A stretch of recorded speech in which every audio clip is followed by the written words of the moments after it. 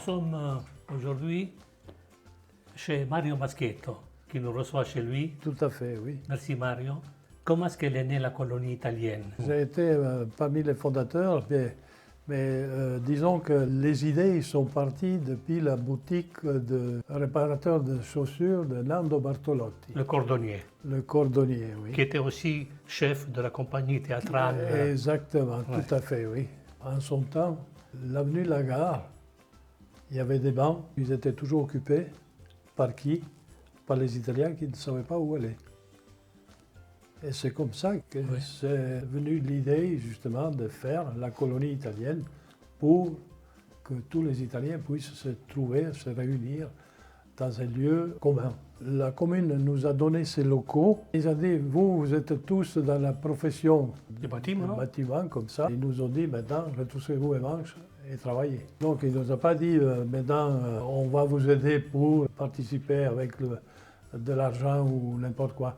Quoiqu'après, ils sont quand même intervenus. Hein. À ce moment-là, les groupes existants, donc la Squadra Audace, l'équipe de foot et le groupe théâtral sont devenus sections de la colonie.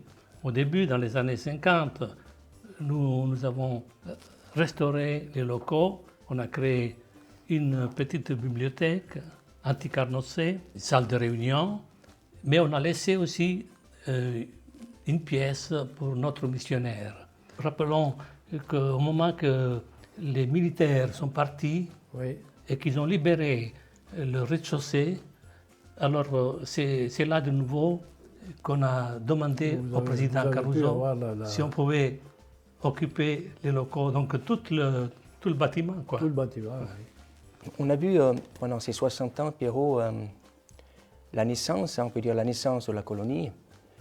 Toi, tu l'as vu, moi j'étais un peu jeune encore à l'époque. Et on a vu une ascendance, donc la gloire, si on peut dire, hein, où il y avait beaucoup d'émigrés, beaucoup venaient ici à la colonie la semaine même, manger un plat de pâtes, le vendredi, le samedi, le dimanche, ça je me rappelle, parce que c'était... Regarder les matchs. Et regarder les matchs aussi, bien sûr, des championnats italiens.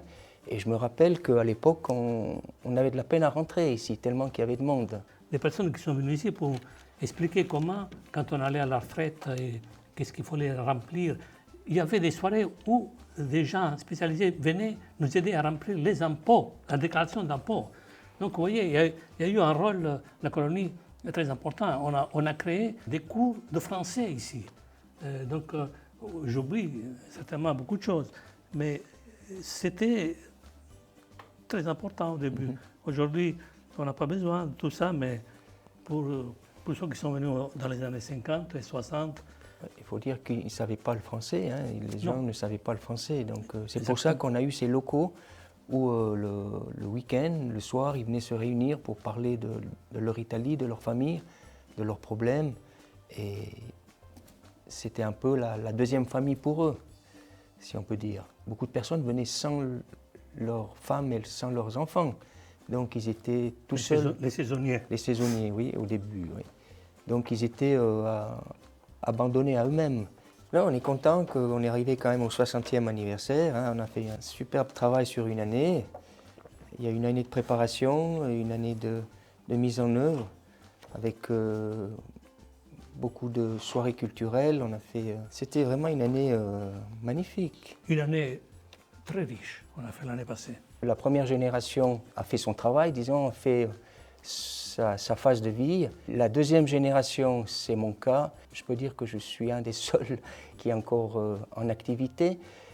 Et on ressent qu'il y a la troisième génération qui n'a pas besoin de cette chaleur, de